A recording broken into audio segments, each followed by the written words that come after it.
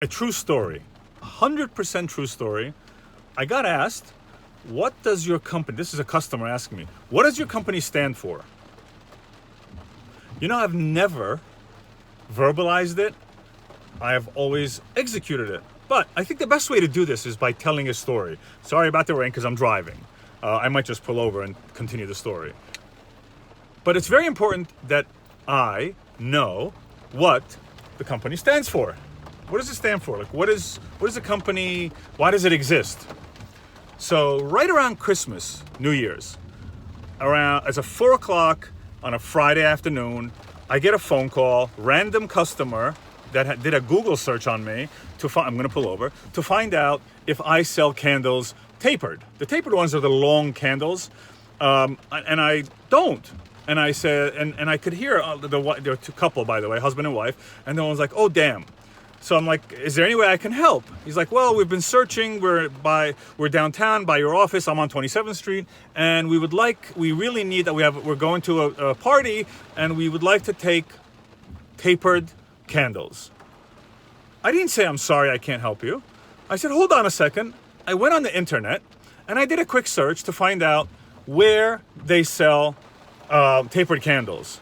Let me tell you something. It's not easy to find tapered candles because as an item, like not Kratom Bell didn't have it, Pure One didn't have it, no one had it. So here I am trying to help this customer. They're not buying anything from me, by the way. So I locate the store, I call up the store while they're on the phone. So I've got two phones, one on my mobile phone and so forth. And I say to the store owner, do you carry this? He says, yes, we do. The customer on the other end of my ear says, well, we need it in red.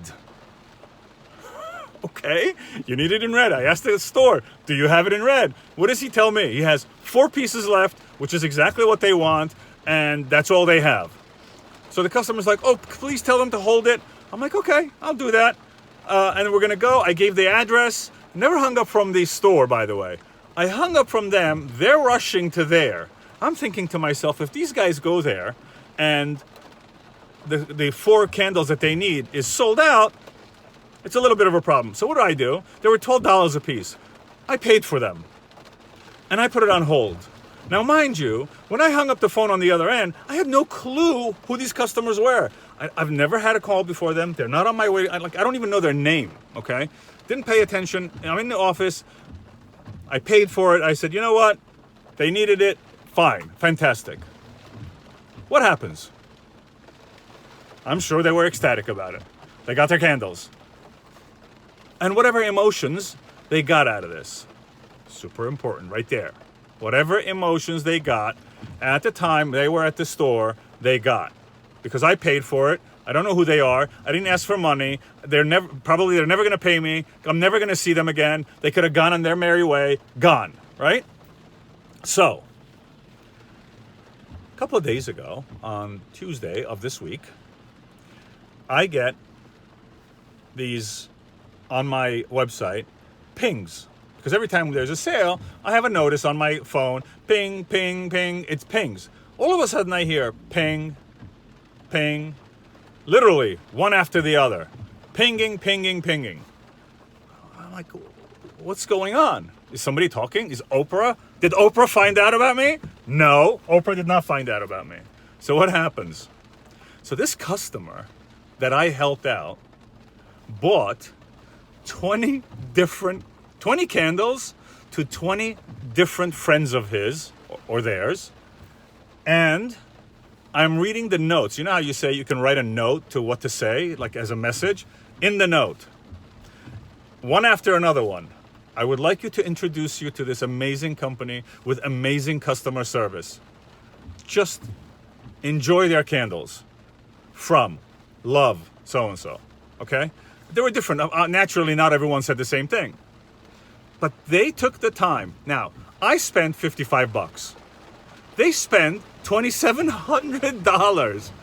$2,700 they spend, this customer, introducing me to all their friends because of this random thing that I did, which was very natural in the company sort of setup. Now, back to my question. What does a company stand for? 3 things. Number 1, customer service. Customer service, customer service, customer service is the number one thing that I stand for. I can't make that. I got to work for it. The reason I stand for that is because I have to work to make the customer feel a certain way. That's my work. It's not a product. It's nothing but a customer service that says that person felt a certain way. Number one thing that it stands for. Number 2 and 3 are neck and neck, by the way. Number 2 is, I call, very, very decorative candle. But what is so important about it is that I bring value to the decorative part of the home by the design that I make for the candle for the customer. Number 2 is for the customer as well. I exist, number 1, for customer service. Number 2, to add value in your home on a decorative component of it. I call this the third, not the second, for a reason. Because I've, number 1, have to enter your home for you to experience my fragrance. I can't enter your home until you buy me first and then you light it. So, and the way to your heart from my side is if I have a beautiful decorative part to the candle. But once I'm in your home, I better deliver insanely amazing fragrance that you, the customer again, becomes addictive to the fragrance. And they talk about it. So those are the 3 things that Thompson Ferrier stands for. That, people, is what the company stands for. Those 3 things. I will never veer from it.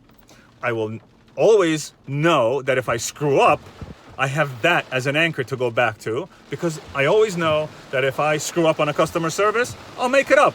If I make a bad design, I'll fix it. If the fragrance is not good, I will change it. But as long as I know what my end game is, that's it. It's pretty clear. It's always been clear, which is why I always do the customer service amazing.